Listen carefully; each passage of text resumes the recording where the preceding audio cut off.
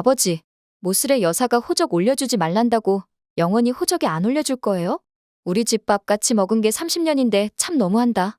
모슬이는 웬일로 홍범자가 자기 걱정을 해주며 홍만대에게 자신을 호적에 올려주란 식으로 말하자 홍범자가 무슨 생각을 하는 건지 두려움에 떨었고 그녀의 제안을 모른 척 할 수밖에 없었죠.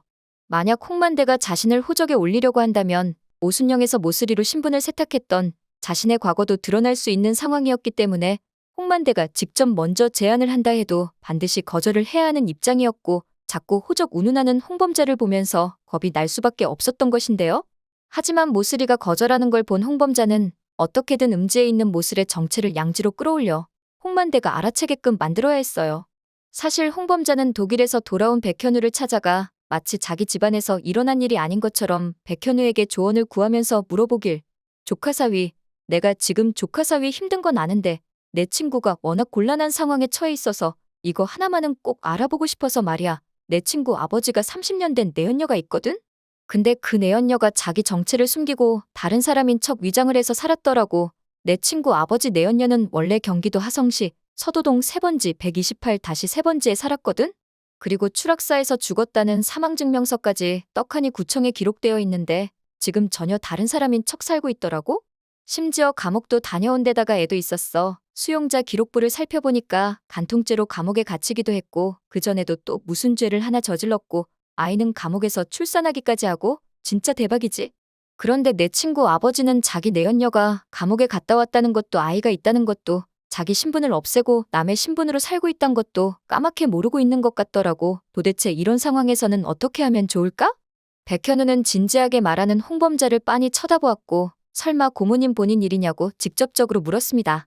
홍범자는 자기가 모든 힌트를 준 건 까맣게 잊은 채 바로 자기라고 눈치채는 백현우를 보면서 속으로 역시 서울대 법대 수석은 다르다고 했지만 가뜩이나 가족들로부터 모함을 받고 있는 데다가 아픈 해인 때문에 속이 상한 백현우가 더 큰 부담까지 얻는 걸 원치 않았기 때문에 끝까지 친구네 집안일이라고 우길 수밖에 없었죠.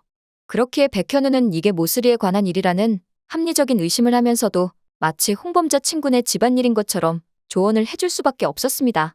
보통의 사람이라면 그 서류들을 아버지께 직접 보여줌으로써 문제가 일단락될 수 있지만 홍범자는 집안에서 신뢰를 완전히 잃었기 때문에 서류를 가져다 들이민다고 하더라도 홍만대가 오히려 홍범자를 나쁜 딸로 몰면서 첫째 아들을 집 밖으로 쫓아냈던 것처럼 딸과도 의절할 수 있는 상황이었죠.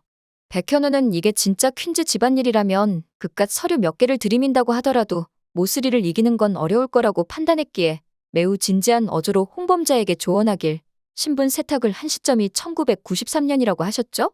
그럼 주민등록증의 오른손과 왼손 모두 지문이 등록되어 있을 시대예요. 주민등록증에 기록된 지문과 구청에 기록된 지문 그리고 실제 지문 이 세 개를 대조해보는 게 가장 확실한 방법일 겁니다. 홍범자는 백현우의 말이 일리 있다고 생각했지만 자신의 신분이 들통날까 걱정이 되어서 호적에 이름조차 올리지 않는 모슬이를 도대체 어떻게 구청까지 데리고 갈지 그 방법을 생각해내느라 머리가 아팠어요. 백현우는 홍범자가 자극받지 않게끔 최대한 조심스럽게 말을 하길 만약 그 내연녀라는 사람이 위험을 무릅쓰고라도 호적에 이름을 올려서 상당한 유산을 받는 게 낫다고 판단한다면 지금이라도 구청에 갈 수 있지 않을까요?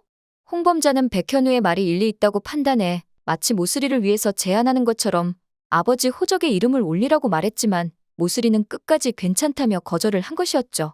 백현우는 홍범자로부터 모슬이의 행동을 전해 듣고 홍범자가 전혀 예상하지 못했던 뜻밖의 의견을 이야기하길 고모님. 그 친구분 아버님 내연녀라는 분 호적에 올라가는 걸 끝까지 거절했다는 건 서류에 자기 이름을 올리지 않고도 그 집안의 모든 걸 차지할 수 있다고 이미 자신만만해하고 있는 거 아닐까요? 그 꿍꿍이가 무언지 그걸 알아내셔야 할 듯요. 백현우의 말을 들은 홍범자는 도대체 그 속셈이 뭔지 알아내기 위해 홍만대와 모슬이의 주변을 어슬렁거렸고 한 가지 특이한 점을 발견할 수밖에 없었어요. 그건 날아가는 꿩도 떨어뜨린다 자부할 만큼 뛰어난 시력을 가져서 사냥까지 즐겨했던 홍만대가 언젠가부터 신문 하나를 보지 못해서 모슬이에게 모두 다 읽어달라고 부탁을 하는 모습이었죠. 요새 신문은 무슨 글자가 이리 작아? 돋보기를 쓰고도 영 보이지가 않으니 앞으로는 매일 자네가 와서 읽어줘. 홍범자는 엄지손톱만한 글씨도 못 읽을 정도로 시력이 나빠진 홍만대를 보면서 만약 모슬이가 아버지 홍만대에게 파트로 매주를 쓴다고 말해줘도 아버지 홍만대는 그것을 믿을 수밖에 없을 만큼 홍만대의 시력이 급속히 나빠진 걸 알게 됐습니다. 이제 자식도 믿지 못하게 된 홍만대가 유일하게 믿고 의지하는 사람이 모슬이이기에 모든 서류와 관련된 문제를 모슬이에게 일임한다면 서류를 조작해서 홍만대의 사인을 받아내는 건 모슬이에게는 식은 죽 먹기가 되는 것이었죠. 홍범자는 어머니가 죽은 것 또한 모슬의 때문이라고 생각하고 있던 터라 아버지 홍만대마저 모슬의 때문에 잃게 된다면 도저히 그녀를 용서할 수가 없었어요. 그렇게 모슬이의 뒤를 밟고 추적하던 중 집안에서 일어났던 크고 작은 사건들, 홍혜인의 유산 보트 전복 사고, 어머니의 심장마비, 아버지의 시력 감소 등등 모든 게 모슬이와 연관된 것을 알고 더욱 본격적으로 그녀의 뒤를 캤죠. 그리고 홍만대의 식단을 관리하는 가정의학과 의사로부터 충격적인 이야기를 하나 듣게 됩니다. 모슬의 사모님께서 몇 년 전에 불면증이 있으시다면서 알프라졸람을 처방해달라고 요청을 하셨었는데 정작 본인은 드시질 않는 것 같더라고요. 홍범자는 모슬이가 처방을 요구해놓고 먹지 않았다는 알프라졸람에 대해 찾아봤고 향정신성약물 알프라졸람이 임신한 여성에겐 자연유산과 조산, 저체중아 출산 위험 등을 높일 정도로 치명적이란 걸 알게 되었습니다.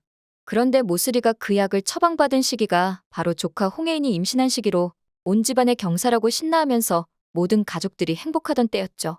이 사실까지 알게 된 홍범자는 더 이상 백현우에게 진실을 숨길 수 없었고 모슬이에 관한 모든 사실을 털어놓습니다.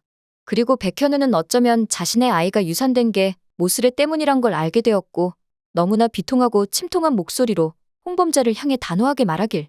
고모님, 이제부터 모슬이, 그 여자 제가 직접 처리합니다.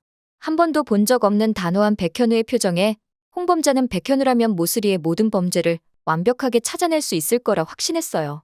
백현우는 모슬이가 홍혜인에게 한 짓을 모두 낱낱이 밝혀내려 노력했고 오랫동안 혜인을 위해 일해왔던 운전기사까지 찾아가 탐색하던 와중에 충격적인 사실을 하나 전해 듣게 됩니다. 바로 홍혜인의 첫사랑이 자신이었다는 거죠.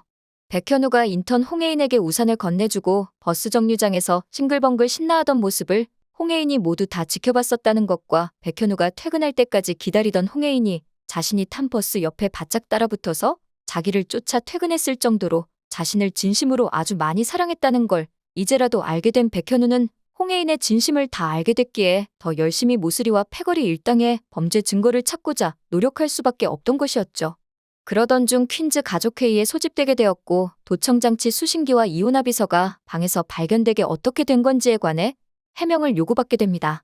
홍범주는 최대한 백현우를 이해하려 노력하면서 솔직히 백서방이 아버지 도청한 거 그래 다 참을 수 있다고 쳐요 라면서 이혼에 관한 이야기만 꺼내려고 했지만 홍만대는 분노를 참지 못해 버럭 소리 지르길 그걸 왜 참어.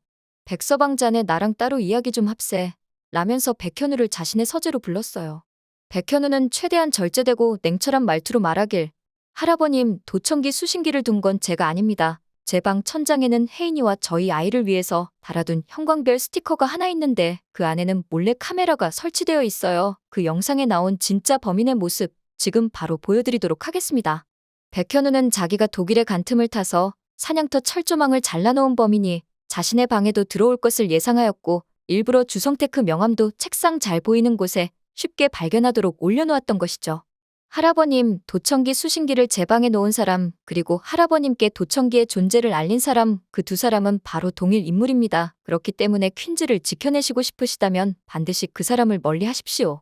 백현우의 말을 들은 홍만대는 백현우가 암시하는 사람이 모슬이임을 누구보다도 잘 알 수가 있었어요. 백화점 앞에서 구두 닦기를 하던 그가 대한민국 최고 재벌이 되기까지 무수히 많은 견제를 받으면서도 한 번도 지지 않고 승리만 해왔는데 겨우 모슬의 정도의 소가 넘어갈 만큼 허술한 사람은 아니었기 때문이었죠. 알았네. 자네가 이야기하는 자가 누군지 내 이미 다 잘 알고 있네. 그렇게 모슬이의 정체를 알게 된 홍만대는 그녀를 감옥에 넣을 때까지는 이 사실을 백현우와 자신과 둘만 알고 있어야 한다고 말을 하였죠. 백현우 또한 완벽한 증거를 찾기까지는 모슬이의 정체를 비밀로 하는 게 낫다는 홍만대의 생각에 동의하는 모습이었습니다.